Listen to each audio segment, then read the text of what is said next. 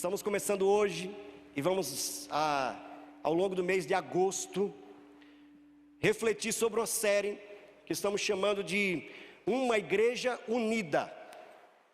Vocês sabem, né, que é intencional o nome.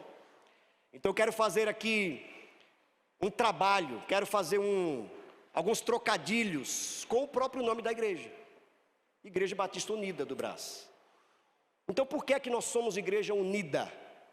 É sobre isso que eu quero refletir, sobre o mês de agosto inteiro, trazendo a perspectiva bíblica, teológica, para que a gente entenda, na verdade, a nossa identidade como igreja. Então, o nome Unida não é simplesmente um nome a mais que foi colocado ali, uma escolha aleatória. É intencional, sim ou não? Não foi intencional quando começou a igreja, não é, Neide? Intencional, unida. Uma igreja unida. E hoje, de maneira específica, o nosso tema de hoje, então, nessa série, é uma igreja unida no fundamento. Então, ela está unida num fundamento, todos nós. Para nós, então, continuarmos sendo uma igreja unida, o fundamento de todos nós tem que ser o mesmo, a base, o alicerce. Vamos lá para Mateus, então, capítulo 7. Texto lindo, uma das palavras mais lindas de Jesus, quando ele conclui o famoso Sermão do Monte. Ele diz lá então, Mateus capítulo 7, a partir do verso 24. Mateus 7, 24. Diz assim então a Escritura Sagrada: quem ouve minhas palavras e as pratica é tão sábio como uma pessoa que constrói sua casa sobre uma rocha firme. Quando vierem as chuvas, as inundações, os ventos, e castigarem a casa, ela não cairá. Pois foi construída sobre o que, gente? A rocha. Foi construída sobre a rocha. Mas quem ouve meu ensino e não o pratica, é tão tolo como uma pessoa que constrói sua casa sobre a areia. Quando vierem as chuvas e as inundações, e os ventos castigarem a casa, ela cairá com grande estrondo. Quando Jesus acabou de dizer essas coisas, a multidão ficou maravilhada com seu ensino, pois ele ensinava com verdadeira autoridade, diferentemente dos mestres da lei.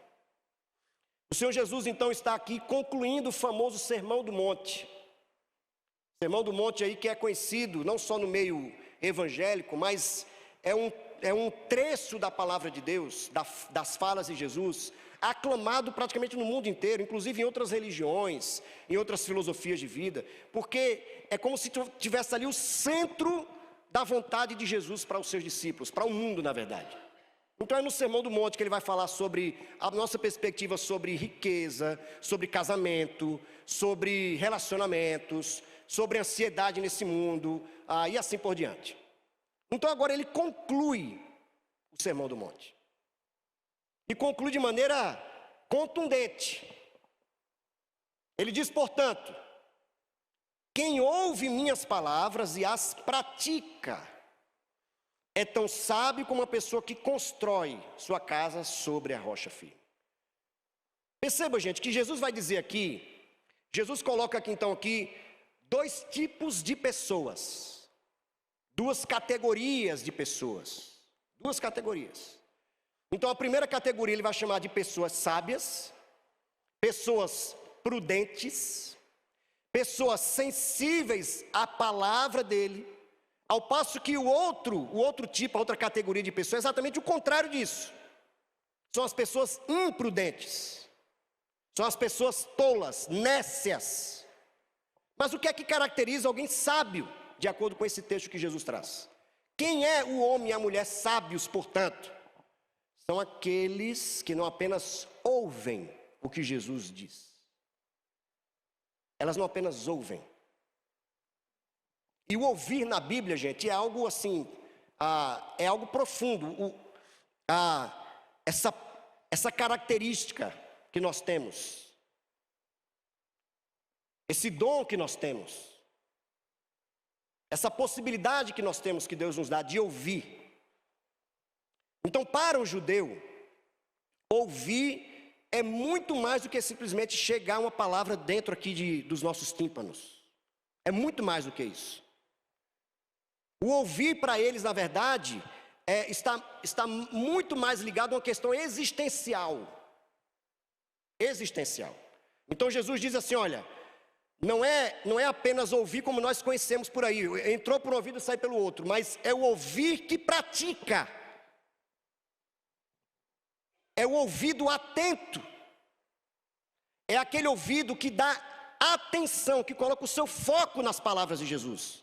Ora, Tiago, muito provavelmente embalado aqui nessas palavras de Jesus, lembra lá Tiago, o livro de Tiago, vai dizer que aqueles que ouvem a palavra, mas não as pratica, é como se fosse uma pessoa que se olha no espelho e quando sai, já não lembra mais quem é. Olha que interessante que Tiago diz. Você se olha no espelho, você começa a perceber então os contornos do seu rosto. Você começa a se identificar, você começa a saber quem é, por causa do espelho. Mas quando você sai da presença do espelho, você não lembra mais de quem você é. Olha que relação interessante. Portanto, para nós então sermos preenchidos por Jesus, nós precisamos não apenas ouvir, mas também praticar a palavra. Praticar o Evangelho. Muito bem. Quando nós praticamos o Evangelho, é como se a nossa vida, olha bem, a nossa casa, a nossa igreja estivesse sendo firmada na rocha, que é o próprio Jesus. Vocês vão lembrar também na Bíblia que rocha é aquela ideia do alicerce. Lembra quando Paulo apóstolo, quando Pedro apóstolo, vai dizer então que sobre o alicerce que é Jesus, a igreja foi edificada. Aí Paulo apóstolo vai dizer em 1 Coríntios 3, que soube, portanto, uma vez que o alicerce é Jesus, que ninguém troque esse alicerce, podendo incorrer no maior erro que existe no cristianismo, você tentar tirar Jesus. Vocês lembram? Quando o famoso livro, que assim causou um alvoroço enorme, depois se diluiu a intenção polêmica dele naquela época, isso há 10, 12 anos atrás, quando o famoso livro do Dan Brown foi lançado, lembram? Famoso livro dele, Anjos e Demônios? Não, Código da Vinci. O Anjos e Demônios vem depois, o Código da Vinci. Ele pensava que com aquele livro ali ele ia desmontar o cristianismo. Porque onde é que o Dan Brown foi? Ele foi exatamente no alicerce. Ele tentou, portanto, colocar em dúvida a pessoa de Jesus. Se você então relativiza a base, você destrói todo o edifício. Claro que ele tentou, evidentemente não conseguiu. Não conseguiu. Imagina, algo que já vem influenciando, abençoando vidas há mais de 2000 anos. Aí um ser humaninho vai tentar, ele sozinho, desconstruir algo que há mais de 2000 anos vem transformando vidas. Claro que ele não ia conseguir. Mas houve um alvoroço. É sobre isso que a Bíblia está dizendo. Que se você tenta mexer no alicerce, você bagunça a casa. Você desorienta as pessoas. Então Jesus apresenta agora outra categoria de pessoa, que é exatamente as pessoas que não colocam em prática a palavra, apenas ouvem, passam a vida inteira apenas ouvindo, não entendem. Jesus também lá no sermão, na parábola do lavrador, parábola do semeador, ele traz ali alguns tipos de coração. E um dos corações que Jesus traz ali, que Jesus apresenta, quando esses corações estão sendo expostos à palavra, que é o próprio semeador semeando ali, jogando a palavra, é o coração, por exemplo, desatento. É um coração superficial. É o coração que não tem profundidade. Mas por quê? Porque apenas ouve, mas não coloca em prática. Não pratica a palavra. Mais outra característica aqui, que Jesus diz, característica dos dois grupos de pessoas, tanto as sábias quanto as que não são sábias. Jesus vai dizer então aqui que os dois grupos de pessoas enfrentam os mesmos problemas. Agora eu quero que você preste atenção nesse momento aqui da fala de Jesus. Os dois grupos vão enfrentar momentos difíceis. E Jesus então aqui ilustra como sendo tempestades, furacões, ventos fortes, os dois grupos, os sábios e os tolos. Todos nós vamos enfrentar problemas, todos nós. Então eu quero imaginar que quando os problemas começam a chegar a nós, chegam, né, gente? Sim ou não? Os problemas vão chegar. Os problemas vão chegar. Seja um problema de ordem financeira, seja um problema de ordem material, espiritual, emocional, seja a sua saúde que está sendo afetada. Várias possibilidades. Como é que nós reagimos, portanto, muitos de nós? Quando os problemas chegam, que eles vão chegar, Jesus diz aqui, quando o vento sopra, quando a tempestade chega, quando o mar fica revolto, como é que muitas vezes nós reagimos? Eu quero imaginar então aqui rapidamente 3 formas que a gente reage. Primeiro, com o desânimo. Muitas vezes o desânimo assola as igrejas, muitas vezes, e faz com que, literalmente, a gente comece a entrar numa espiral descendente, e nos tornamos desencorajados de estar na igreja, de estar com o povo de Deus. E quando eu digo estar na igreja, gente, não é só aqui no domingo, é estar em igreja, em comunhão, é fazer questão de estar lá perto. Então o desânimo. O desânimo muitas vezes dá espaço ao tédio. Eu estou entediado. É como se o que acontece na igreja não me chamasse mais atenção, não tivesse graça. Não tem graça. Não fala comigo, não me mexe, não me move, não move as minhas emoções. Enfim, eu não quero estar lá. Para mim não faz diferença estar lá, no meio do povo de Deus. Desânimo, tédio e por fim, aí chega a inércia. Chega a inércia. Você sabe o que é inércia? É quando você está naquele movimento de ponto morto do carro. Ali é o que, enfim, carro que tem marcha ainda, né? É o ponto morto. Você vem naquele movimento, coloca o ponto morto e o carro vai sozinho. Mas vai chegar um momento que o carro vai ter que andar de novo. Muitas vezes assim somos nós. Nós começamos no desânimo, vem o tédio e por fim a inércia. Aí, gente, é só ladeira abaixo. É ladeira abaixo. Mas, pastor Riva, por que isso? Por que muitas vezes nós somos afetados dessa forma pelos problemas? Exatamente por causa do tipo de fundamento que nós temos. É isso que Jesus está dizendo. Os problemas vão alcançar os dois grupos. As duas categorias de pessoas, as sábias e as não sábias, as prudentes e as tolas, serão afetadas. Porém, apenas um dos grupos reagirá da forma positiva diante das tempestades. Diante do desemprego, diante da doença, diante da morte de alguém que você ama. Apenas um dos grupos. Quem é então o grupo? Os que ouvem e praticam a palavra. Os que não apenas estão aqui de corpo presente, mas estão atentos ao que Jesus está dizendo. Estão atentos ao que Ele está dizendo. O que é que então nós ganhamos? Nós ganhamos muitas coisas quando nós colocamos o nosso fundamento como sendo Jesus Cristo. O fundamento da nossa vida, da nossa igreja, da nossa existência como Igreja Batista Unida do Brás. Nós ganhamos muito, mas eu quero destacar um ganho que nós temos quando nós consideramos que Jesus é o nosso fundamento maior, o nosso alicerce. Propósito. Nós ganhamos propósito. Pastor Riva, em que sentido? no sentido de que Jesus é o fundamento da minha espiritualidade. Ponto. Jesus é o fundamento da minha espiritualidade.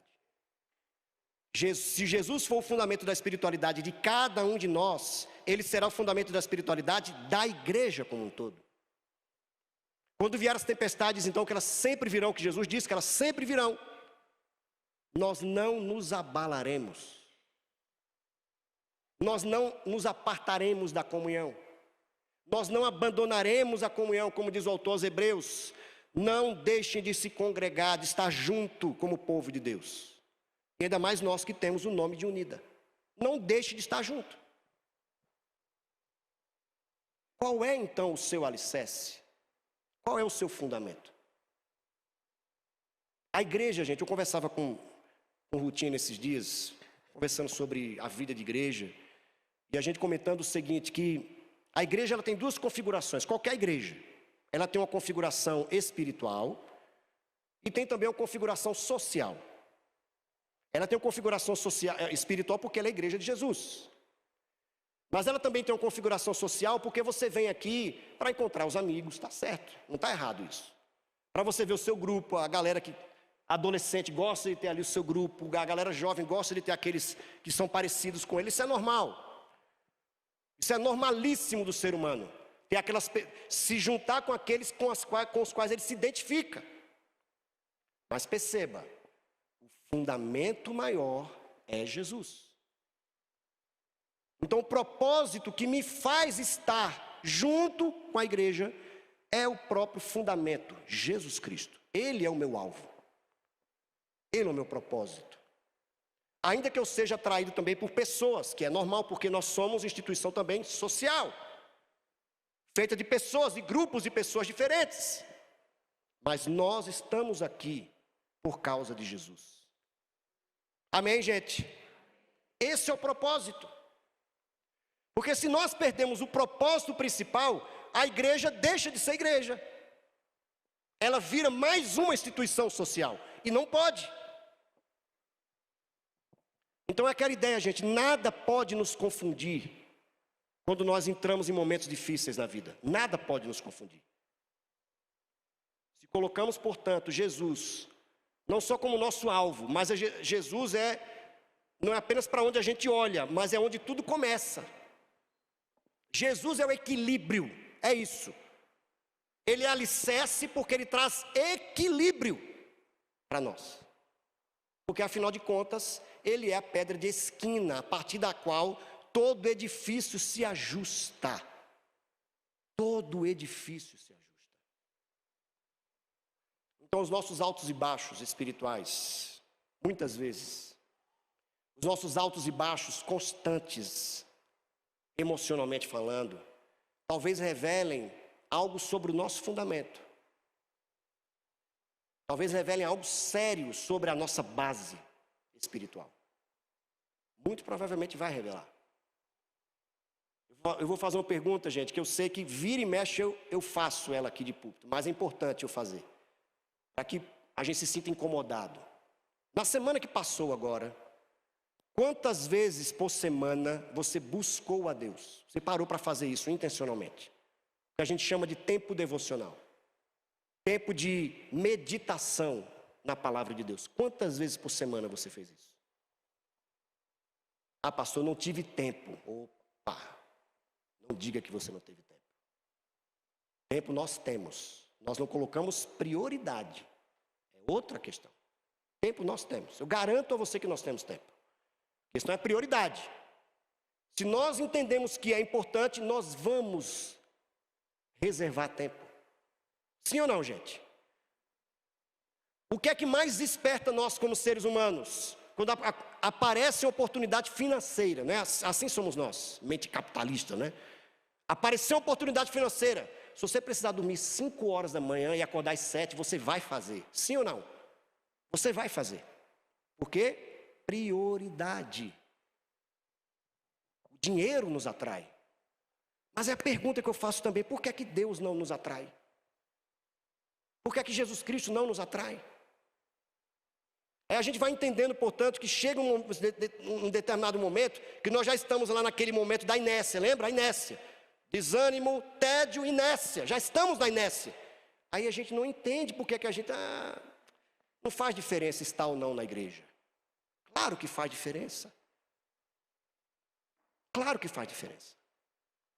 Mas porque a nossa vida espiritual já está, gente, neste movimento de inércia. Não faz mais diferença para cada um de nós. Então, que em nome de Jesus, se você não prioriza ainda Jesus como seu fundamento, que você faça ainda hoje. Que você coloque uma decisão. O ser humano tem essa capacidade dada por Deus. Você precisa decidir isso. Eu vou priorizar Jesus. Eu vou priorizar Jesus para a minha família. Eu vou priorizar Jesus. Na sexta-feira, um dos momentos bonitos na vigília que nós tivemos, no culto da vigília, foi um testemunho que a Raquel deu. Cadê a Raquel Laurete? Está lá embaixo com as crianças. Alguns jovens da nossa igreja passou 1 semana, 2 semanas no caso da Raquel, em acampamentos, em retiros espirituais.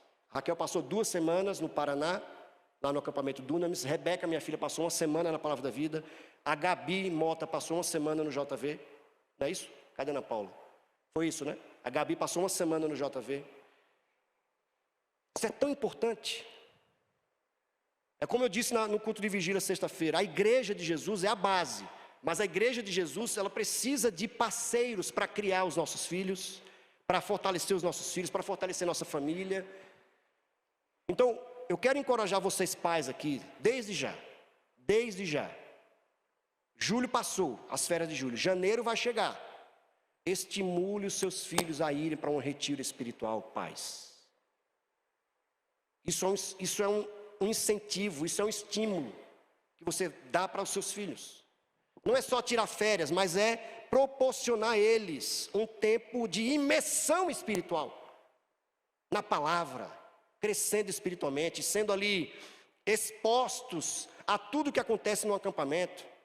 Quem é cria de acampamento aqui sabe do que é que eu estou dizendo, da importância que é. Seja a Palavra da Vida, seja os Jovens da Verdade, seja o Dunamis, não importa. O que importa é, pais, estimule os seus filhos a ter encontros marcantes com Jesus. Porque isso é o que vai ficar, viu, gente? Isso é o que vai ficar. Eu fiquei pensando agora, né, e aqui o caminho já para o fim. O falecimento agora, nesses dias, desse grande humorista, promotor de cultura, que foi o Jô Soares. Homem tão inteligente que proporcionou tantas coisas boas, né, em termos de entrevistas, e tanta coisa boa que ele trouxe para a televisão, e influenciou uma geração de humoristas. Era um homem rico, tinha muitas posses, já nasceu rico, na verdade. Aí fiquei pensando, poxa vida, morreu, tudo ficou. Um apartamento enorme, certamente uma herança muito grande, mas para quem ele vai deixar, porque o filho dele morreu antes dele. Fiquei pensando nisso, né? Poxa vida, realmente o que a Bíblia diz, cara, quando você morre, fica. Então, qual é a nossa herança mais importante, o nosso legado mais importante que deixamos aqui nesse mundo? Nós, como povo de Deus, sabemos, Jesus. Esse é o meu legado. Que você deixa para os seus netos, que você deixa para os seus amigos, que você deixa para os seus filhos. Esse é o principal legado. Porque um dia os nossos filhos, netos, etc., quando eles forem enfrentar essas tempestades da vida, eles vão saber a quem recorrer. A quem recorrer? Jesus, que é o que dá estabilidade à vida, que é o que dá segurança à nossa vida. É a nossa rocha. Amém? Que a igreja unida do Brás seja de fato unida no fundamento, Jesus. Amém, gente? É isso que nós somos. É isso que deve caracterizar a unida do Brás. Nós temos um fundamento. Você tem que dizer assim, nós temos um fundamento. A gente está aqui por causa de Jesus. Esse é o nosso propósito. Eu vou lá para encontrar meus amigos. Eu amo aquelas pessoas que estão lá. Mas acima disso, eu vou lá por causa de Jesus. Porque eu o amo. Porque eu conversei com ele ontem, inclusive. Eu vou lá para me encontrar com ele junto com os meus irmãos. Mas eu já estava com ele durante a semana, alimentando a minha alma junto a ele. Que como Agostinho de Hipona disse, o amado da minha alma é Jesus. Ele é o amado da minha alma. Amém? Você pode dizer assim: Jesus é o amado da minha alma. Mas diga com convicção: Jesus é o amado da minha alma. Amém. Ore comigo. Senhor, no nome de Jesus, é isso que nós queremos. Nós não queremos apenas ouvir a Tua palavra, nós queremos ter encontros marcantes com o Senhor. Encontros marcantes com o Senhor. Nós não queremos brincar de sermos discípulos de Jesus, de sermos cristãos. Nós queremos ser uma igreja cada vez mais conhecida pelo seu fundamento maior, pelo seu alicerce. Jesus Cristo é o nosso alicerce. Ele é o nosso ponto de partida, Ele é o nosso ponto de apoio. Ele é quem gera o propósito maior em cada um de nós. Nós existimos por causa dEle. Nós estamos aqui acima de tudo por causa dEle. Por causa dEle que nós estamos aqui. O Senhor Jesus é o amado da nossa alma. É Ele. Obrigado, Deus amado, por essa oportunidade de estarmos aqui como Teu povo. Reunidos, unidos como nós somos, no nosso nome inclusive como igreja. Que nós sejamos conhecidos como uma igreja unida no seu fundamento, Jesus Cristo. Que todos conheçam esse fundamento através de nós. Que São Paulo saiba que existe um fundamento aqui que dá estabilidade à vida, Jesus. Que assim seja, Pai. Oramos dessa forma pedindo agora que o Senhor prepare o nosso coração para esse nosso próximo momento que vamos ter agora, onde vamos relembrar o que o Senhor Jesus fez por nós.